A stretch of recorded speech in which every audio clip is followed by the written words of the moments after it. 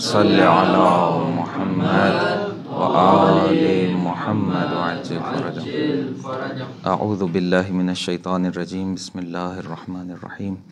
الحمد لأہلہ والصلاة علی اہلہا. اللہم صل علی محمد وآل محمد وعجل فرجهم. پروردگار سے دعا کرتے ہیں کہ یہ جو ایک نیا عنوان آج سے شروع کر رہے ہیں وہ توفیق عطا فرمائے ذات اقدس، ذات اطہر، کہ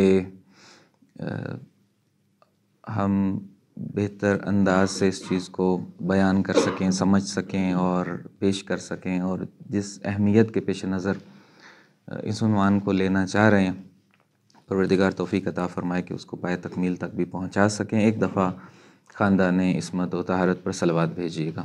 اللہم صل علی محمد وآل محمد وعجل فرجهم. عنوان اس طرح سے ہے کہ تمہیدی کچھ جملے عرض کرتا ہوں پھر عنوان بتاتا ہوں. ہم حوزہ علمیہ کے اندر تحصیل علم کے لیے اور اپنی تربیت کے لیے یہاں پر حاضر ہیں. پروردگار نے یہ توفیق عطا فرمائی ہے اور یہ ایک بہت بڑی توفیق ہے. اس کو صحیح طرح سے محسوس کرنے کے لیے، صحیح طرح سے درک کرنے کے لیے، صحیح طرح سے سمجھنے کے لیے کہ ہم کس جگہ پر آئے ہوئے ہیں، ہماری ذمہ داری کیا بنتی ہے یہاں رہتے ہوئے، اور یہاں رہ کے کیا کرنا ہے کہ پھر اگلی کون سی ذمہ داری ہے وہ ادا کر سکیں.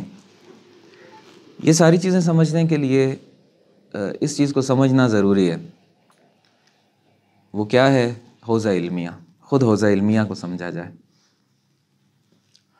جب ہم حوزہ علمیہ کو سمجھیں گے کہ یہ کیا ہے تو بہت سی چیزیں ہمارے لیے واضح ہوں گی، اور اس کی اہمیت کے بارے کہ کیوں اس کو سمجھا جائے اس گفتگو کے دوران جو تسلسل سے رہے گی کچھ جلسے انشاءاللہ بشرطِ زندگی، بشرطِ توفیق. ابھی جو مقدماتی ایک بات بس میں یہاں پہ عرض کر دوں وہ اس طرح سے ہے، بلکہ مقدمہ کی بجائے ہم اصل مطلب کو شروع کر لیتے ہیں اور اس کی اہمیت ضمن میں آتی جائے گی. چونکہ وقت ہمارے پاس محدود ہے.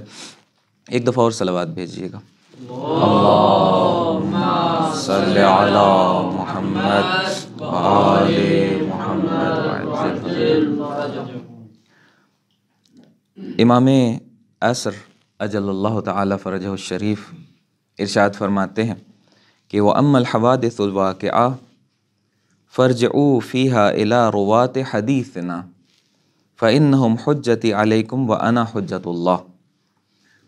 جو واقعات، جو حوادث، جو چیزیں، جو باتیں آپ زندگی میں دیکھیں، فیس کریں، آپ کے سامنے آئیں تو ان میں رجوع کدھر کریں؟ چونکہ حضرت پردہ غیبت میں ہیں تو رجوع کہاں کریں؟ یہ وہی سوال تھا جو رسول اللہ صلی اللہ علیہ وآلہ وسلم کے بارے میں تھا لوگوں کے اذہان میں کہ حضرت کے بعد ہم کہاں رجوع کریں گے. حضرت نے ارشاد فرمایا اور بتایا کہ میں ایک نظام دے کے جا رہا ہوں. وہ نظام عصمت تھا. اس فرق کے ساتھ یہ شباہت برقرار ہے یہاں بھی کہ وہ نظام عصمت تھا، نظام امامت تھا. یہاں ایک اور نظام ہے. چونکہ معصومین علیہ الصلوۃ والسلام آپ حضور نہیں رکھتے ہیں ظاہری طور پہ. وہ نظام فقاہت ہے کہ رجوع کیجئے ہماری حدیثوں کے راویوں کی طرف، کیونکہ وہ میری حجت ہیں، میری طرف سے حجت ہیں آپ کے اوپر، اور میں حجت خدا ہوں. حجت خدا کی طرف سے جو حجت ہو اس کو بھی حجت ہونے کا اعتبار مل جاتا ہے اپنی سطح پر. اور اسی طرح سے حضرت امام جعفر صادق علیہ الصلوۃ والسلام ارشاد فرماتے ہیں، ایک صلوات بھیجیے گا. اللہم صل علی محمد وآل محمد وعجل فرجهم. کہ ان العلماء ورثۃ الانبیاء، بہت معروف حدیث ہے کہ علماء انبیاء کے وارث ہیں. کس چیز میں یہ وراثت ہے؟ حضرت نے خود اس جملے میں ارشاد فرماتے ہیں کہ انبیاء وراثت نہیں چھوڑتے ہیں درہم ولا دینارا، نہ درہم چھوڑتے ہیں نہ دینار چھوڑتے ہیں. یہاں وراثت سے مراد درہم و دینار کی وراثت نہیں ہے، بلکہ کیا چھوڑتے ہیں؟ احادیث چھوڑتے ہیں. اپنی حدیث میں سے احادیث کو وراثت میں چھوڑتے ہیں.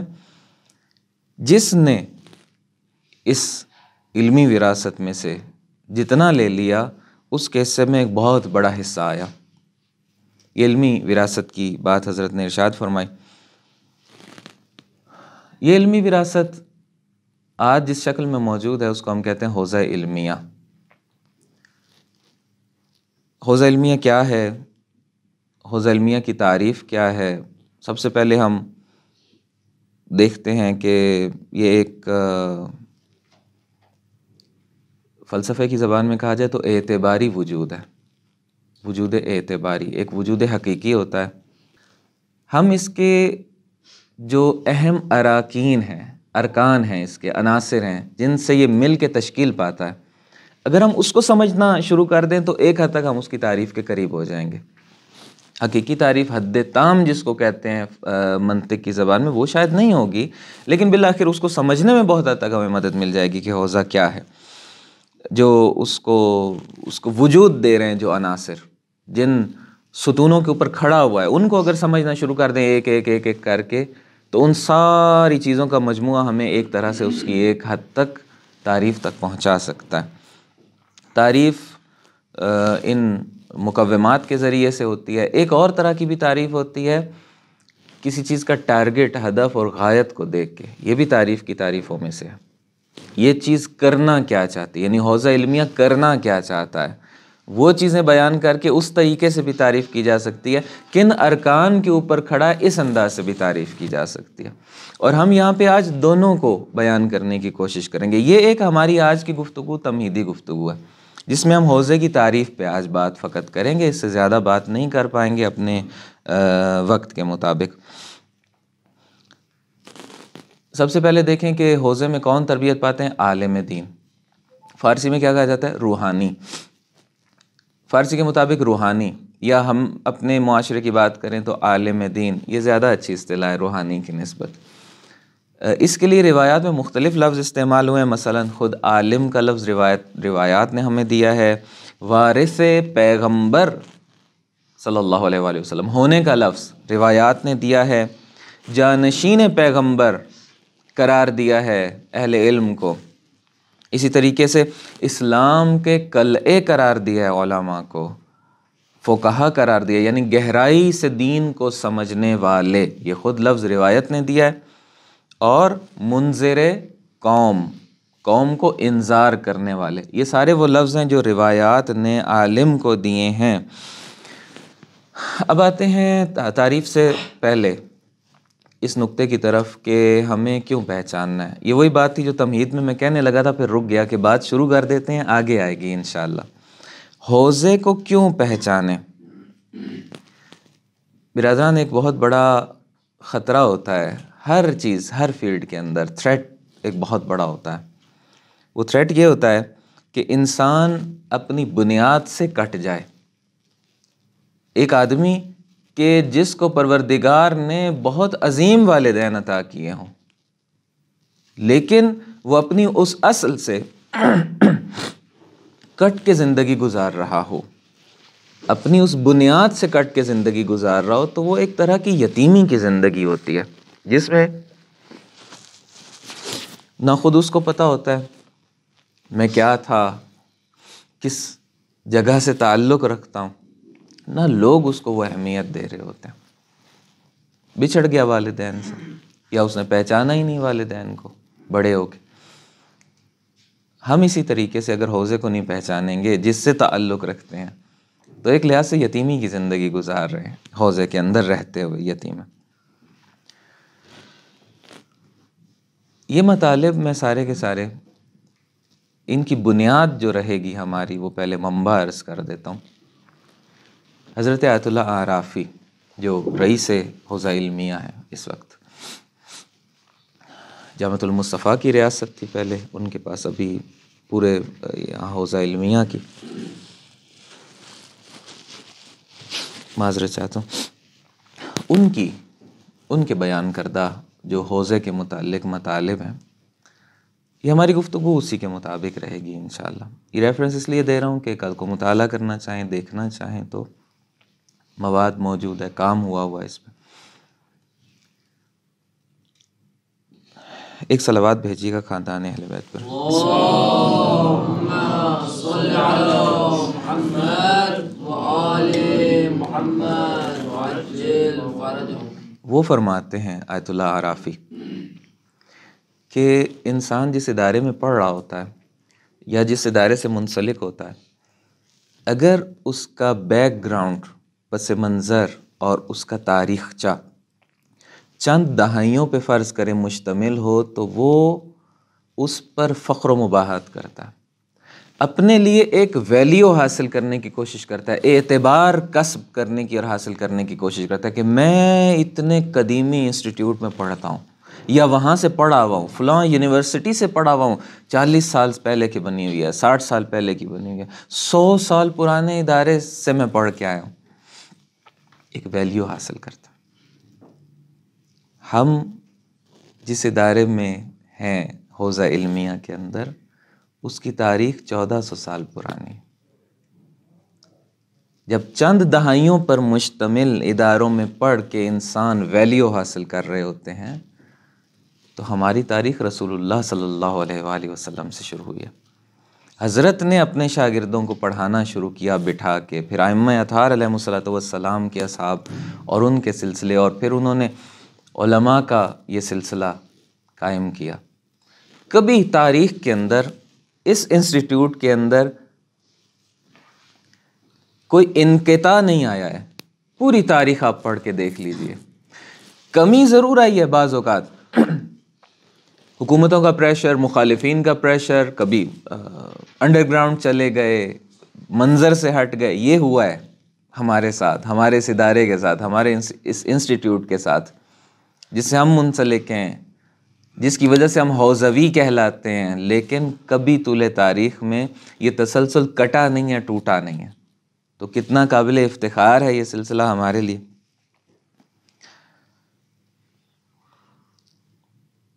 اب ایک اگلا نقطہ، یہ ساری اہمیت بیان ہو رہی ہے، حوزہ کو پہچانیں گے تو کیا ہوگا۔ آج میرے خیال ہے یہی بیان ہو جائے اور تعریف ہم اگلے اس میں سیشن میں چلے جائیں تو شاید زیادہ بہتر رہے گا، محسوس ایسا ہو رہا۔ اگلا نقطہ اہمیت کے حوالے سے، حوزے میں آنے والا شخص حوزوی کہلائے گا، روحانی کہلائے گا، عالم کہلائے گا۔ عالم کی شخصیت کے عناصر کیا کیا ہو سکتے ہیں؟ عالم کی شخصیت کے عناصر میں سے ایک عنصر یہ ہے، مطلب ایک اس کی شخصیت ہے، شخصیت کو جب ہم ڈیفائن کریں گے، اس کی تعریف کریں گے، ایک حصہ یہ ہے کہ یہ حوزے سے تعلق رکھتا ہے، یہ حوزہ علمیہ سے پڑھا ہوا ہے، یہ حوزہ علمیہ میں رہتا ہے، یہ حوزہ علمیہ میں پڑھاتا ہے، حوزہ علمیہ سے پڑھ کے آیا ہے، حوزہ علمیہ سے تربیت پایا ہے۔ یہ اس کی جو شخصیت ہے اس کے عناصر میں سے ایک عنصر ہے، اہم ترین عناصر میں سے ایک ہے۔ حوزہ علمیہ کے ساتھ انتساب اگر عالم کے عناصر میں سے ایک ہے تو خود حوزہ علمیہ کے عناصر کیا کیا ہیں، وہ ڈائریکٹ اس کی شخصیت کو بنا رہے ہیں نا۔ اگر ان عناصر جو حوزہ علمیہ کی تعریف کرتے ہیں، حوزہ علمیہ میں یہ ہوتا ہے، یہ ہوتا ہے، یہ ہوتا ہے، حوزہ علمیہ کی فلاں ذمہ داری ہے، فلاں ذمہ داری ہے، فلاں نام نہیں لے رہا، چونکہ میرا خیال ہے ہم اس پہ اگلے جلسے میں بات کر پائیں گے۔ جب تک ایک عالم کو اس کا باور نہیں ہوگا کہ حوزہ علمیہ کن چیزوں سے تشکیل پایا ہے، حوزہ علمیہ کے کون کون سے اہداف ہیں، تو ممکن ہے یہ اپنی شخصیت میں ان چیزوں کو نہ لا پائے۔ حوزے سے مربوط ہے، حوزے سے منتسب ہے، نسبت ہو گئی اس کی حوزے کے ساتھ، لیکن وہ حوزے کی چیز جو اس کے اندر آنی چاہیے تھی، حوزے سے جو اس کو بننا چاہیے تھا ٹارگٹ رکھ کے، وہ بن ہی نہیں رہا ہے، کچھ اور بن رہا ہے یا ادھورا بن رہا ہے۔ کیوں ایسا ہو رہا ہے؟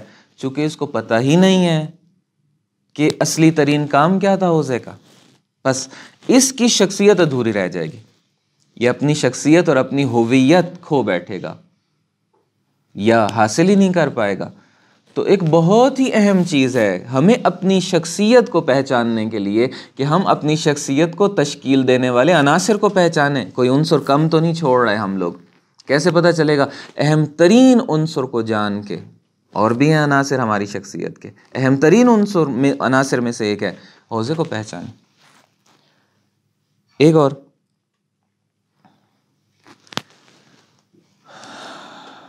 وہ یہ ہے کہ ہمارے اندر خود اعتمادی آتی ہے، حوضے کو پہچان کے اپنے آپ کو پہچانتے ہیں، اپنی حقیقت کو پہچانتے ہیں، جس ادارے سے منسوب ہیں اس کی حقیقت کو پہچانتے ہیں، اس کی ذمہ داریوں کو پہچانتے ہیں تو اپنی ذمہ داریوں کو پہچانتے ہیں، اس کی کارکردگی کو پہچانتے ہیں کہ کیا ہونی چاہیے، اپنی کارکردگی کو پرکھ سکتے ہیں اس کے ساتھ کہ ہم کیا کر رہے ہیں۔ حوضہ بلڈنگ کا نام تو نہیں ہے، کسی دفتر کا نام تو نہیں ہے، کسی آفس کا نام تو نہیں ہے، افراد سے تشکیل پایا ہے نا۔ بس حوضے کو جو کرنا ہے وہ اس کے افراد ہی کر رہے ہوں گے نا، جو آؤٹ پٹ دینی ہے، ہمیں پتہ چلے گا۔ پھر ہمارے اندر کیا ہوگا، ہمیں یہ پتہ چلے گا کہ تاریخ کے اندر، انسانیت کی تاریخ کے اندر حوضے نے کیا کردار ادا کیا، کیا کرنا چاہیے۔ جو اسلامی عظیم تمدن قائم ہونے کے لیے جا رہا ہے، اس میں بنیادی ترین تفکر اور نظریہ جس نے دینا ہے وہ حوزہ علمیہ ہے۔ بالا ترین سطح پر حوزہ علمیہ کی جائیگاہ بنتی ہے۔ معاشرہ دے رہا ہے یا نہیں دے رہا یہ الگ بات ہے، ہم اس کو سمجھ پا رہے ہیں، باور کر پا رہے ہیں یا نہیں کر پا رہے ہیں یہ الگ بات ہے، لیکن تمدن کی تشکیل کے اندر بالا ترین سطح پہ اگر کوئی ادارہ اور انسٹیٹیوٹ موجود ہے تو وہ حوزہ علمیہ ہے۔ رہبر معظم جو بات ارشاد فرماتے ہیں، تمدن نوین اسلامی، جدید اسلامی تمدن، جس کے بعد اگلا مرحلہ ظہور کا مرحلہ ہوگا، یا یہ خود بھی ظہور کے مرحلے کے ساتھ متصل ہو جائے گا، اس کو تشکیل دینے والا حوزہ علمیہ اور حوزوی لوگ ہیں۔ یہ جب سمجھ میں آئے گا خود اعتمادی پیدا ہوگی کہ ہم کائنات کے اس وقت اہم ترین جو ادارے ہیں وہ اقوام متحدہ نہیں ہیں، وہ کوئی ملک نہیں ہے، کسی ملک کا کوئی ادارہ نہیں ہے، بلکہ ملکوں کو نظام دینے والا حوزہ علمیہ ہے۔ دنیا پر یونیورسٹیز کی حکومت ہوتی ہے ہمیشہ، تمدن جو تشکیل پائے گا اس میں حاکمیت حوزے کی ہوگی۔ یہ چیز سمجھیں گے خود اعتمادی پیدا ہوگی۔ کیسے سمجھیں گے؟ حوزے کی ڈیفینیشن کو سمجھ کے، ہویت کو، حقیقت کو کہ حوزہ کیا ہے۔ اسی طریقے سے اس کی ذمہ داریاں، اس کی رسالت کیا ہے اور وہ کر کیا رہا ہے، اس کی کارکردگی کو سمجھ کے جب ہم خود اپنے آپ کو سمجھیں گے تو اب دوسرے بھی ہمیں ویٹیج دیں گے، دوسرے بھی مانیں گے۔ یونیورسٹی بھی حوزے کی اہمیت کو مانے گی، معاشرہ اور سوسائٹی بھی حوزے کی اہمیت کو مانے گی۔ ابھی نہیں مان رہے، کیوں؟ ہم خود نہیں مانتے، ڈر ڈر کے ہم مدرسے میں پڑھتے، صحیح آؤٹ پٹ ہی نہیں دی نا وہ والی آج کی سوسائٹی کو ہم لوگوں نے، لیکن دینی ہے۔ تبدیلی کون لائے گا؟ جب ہم سمجھیں گے کہ ہم کیا تھے، وہ کیا گردوں تھا تو جس کا ہے ایک ٹوٹا ہوا تارا۔ اپنے ماضی کو جب سمجھیں گے تب، اپنے ہدف کو، ٹارگٹ کو سمجھیں گے تب، کھڑے کہاں ہیں، پہنچنا کہاں پہ۔ یہ انشاءاللہ سارے ہماری اگلی گفتگو میں چیزیں آئیں گی۔ حوزے کی تعریف کیا ہے، حوزے کا تاریخچہ کیا ہے، کیا سفر کر کے حوزہ یہاں تک پہنچا، حوزہ اس وقت کہاں کھڑا ہوا ہے۔ وہ جو بڑا ٹارگٹ ہے تمدن اسلامی والا، اسلامی جو سویلائزیشن ہے، اس تک پہنچنے کے لیے حوزے کو اپنے اندر کیا تحول لانا ہے، کیا ارتقاء لے کے آنا ہے، وضعیت موجود اور وضعیت مطلوب جس کو کہا جاتا ہے، فاصلہ کتنا ہے اس کے اندر۔ اور اس پوری گفتگو کے اندر پھر طے پائے گا، ہم سب اپنے اپنے ذہنوں میں سوچیں گے، بالآخر مجبور ہوں گے نا سوچنے کے لیے، ہم کہاں کھڑے ہیں، ہم کیا کر رہے ہیں، کس اسپیڈ سے چل رہے ہیں، اس اسپیڈ سے آیا وہ نتیجہ نکلے گا یا نہیں نکلے گا۔ یہ انتہائی بنیادی ترین چیزوں میں سے ایک چیز ہے۔ دوسرے بھی پھر اعتراف کریں گے، ہم بھی اعتراف کریں گے، ہمیں پتہ چلے گا ہمارا تسلسل معصومین علیہ الصلوۃ والسلام کے زمانے سے ہے۔ ہمارا مرکز ہلا رہا ہے، ہمارا مرکز بغداد رہا ہے، ہمارا مرکز نجف رہا ہے، 2 بار ہمارا مرکز کم رہا ہے اور ہے، نجف ہے، خراسان ہمارا مرکز رہا ہے۔ اور یہاں پہ اب میں آخری بات کر دوں کہ جس طرح سے حوزے کو پہچاننا چاہیے کہ حوزہ کیا ہے، حوزوی شخص کو پہچاننا چاہیے کہ حوزہ کیا ہے، یہ 2 باتیں ہو چکی ہیں۔ تیسری، معاشرے کو پہچاننے کی ضرورت ہے کہ حوزہ کیا ہے۔ معاشرہ مجبور ہوگا اگر اس طرف سوچے گا، اس زاویے سے۔ اسلامی تہذیب اور اسلامی تمدن جو ماضی میں رہا ہے اور اس وقت موجود ہے، اس کے اندر حوزہ علمیہ کا کردار رہا ہے، اگر انصاف کی زبان سے دیکھا جائے تو۔ کیونکہ علوم اور معارف کو جنہوں نے تمدن کو تشکیل دیا ہے یا جس حد تک دی ہے، وہ حوزے کے ذریعے سے آئے اور پہنچے، اور اگلا جو تمدن تشکیل پانے جا رہا ہے وہ حوزے نے تشکیل دینا ہے۔ باقی اداروں کی نفی قطعاً نہیں ہوگی اس پوری گفتگو میں جتنی ہماری رہے گی۔ جب بھی کوئی ادارہ اپنی تاریخ کو بیان کرتا ہے، اپنی خصوصیات کو بیان کرتا ہے، کوئی یونیورسٹی اپنا تعارف کروا رہی ہوتی ہے، تو اس سے قطعاً یہ مراد نہیں ہوتی ہے کہ باقیوں کی نفی ہو رہی ہے۔ ہماری بھی یہ مراد قطعاً نہیں ہوگی کہ ہم کسی یونیورسٹی کی کسی اور نظام تعلیم کی مخالفت کر رہے ہیں، نہیں، سب کی اپنی اپنی خوبیاں ہیں، اور یہ ساری خوبیاں ایک ساتھ ملیں گی تو تمدن تک ہم پہنچ پائیں گے۔ کوئی ایک ادارہ یہ نہیں کر سکتا ہے۔ اگر میں نے یہ بات کہی ہے کہ بالا ترین اور اعلیٰ ترین سطح پر حوزہ کھڑا ہوا ہے، تو حوزے کے ساتھ اور ادارے بھی اس کے شانہ بشانہ کھڑے ہوئے ہیں، ان کو بھی اپنی ذمہ داریاں ادا کرنی ہے، وہ یونیورسٹیز ہیں، لہٰذا کہیں بھی ذہن میں یہ بات کسی کے نہ جائے، یا بعد میں جو سنیں گے ریکارڈ بھی ہو رہا ہے کہ کسی ایک کی تعریف کرتے ہوئے کسی دوسرے کی مخالفت مقصود ہے، نہیں، قطعاً ایسی کوئی بات نہیں ہے۔ ہم انصاف سے بات کریں گے، عدالت کو ملحوظ خاطر رکھتے ہوئے بات کریں گے۔ پروردگار سے دعا کرتے ہیں، اسی نقطے پر بس اختتام کرتے ہیں، پروردگار سے دعا کرتے ہیں کہ پروردگار ہمیں اس عظیم ادارے کو، اس عظیم مرکز کو جس کو حوزہ علمیہ کہا جاتا ہے، اس کی حقیقت کو، اس کی ذمہ داریوں اور اس کی رسالت کو، اس کی کارکردگیوں کو، اس کے ماضی کو، اس کے حال کو، اس کے مستقبل کو جاننے کی توفیق عطا فرمائے، اور ہمیں توفیق عطا فرمائے کہ ہم اپنی شخصیت کو بھی ساتھ ساتھ پرکھتے رہیں کہ ہم جس سے منتسب ہیں، منتسب نسبت ہماری جس کے ساتھ قائم ہے وہ کیا ہے، ہم کیسے ہیں، فاصلہ کتنا ہے، اس کا اپنی حقیقت کے ساتھ جہاں اس کو ہونا چاہیے، اور پھر ہمارا اس کے ساتھ، ان فاصلوں کو سمجھ سکیں اگر یہ فاصلے ہیں، اور ان فاصلوں کو پر کرنے میں جتنا جتنا میرا اور آپ کا کردار بنتا ہے، وہ ذات ہمیں توفیق عطا فرمائے اور ہم اپنا بہترین کردار ادا کریں، تاکہ حضرت حجت علیہ الصلوۃ والسلام کہ جو وارث حوزہ علمیہ ہیں، جو مالک حوزہ علمیہ ہیں، جو سرپرست حوزہ علمیہ ہیں، ان کے لشکر میں اس انداز سے ہم شامل ہو سکیں، ان کی اور پروردگار کی خوشنودی کا باعث بن سکیں۔ ان دعاؤں کی قبولیت کے لیے خاندان عصمت و طہارت پر صلوات بھیجیے گا۔ اللہم صل علی محمد۔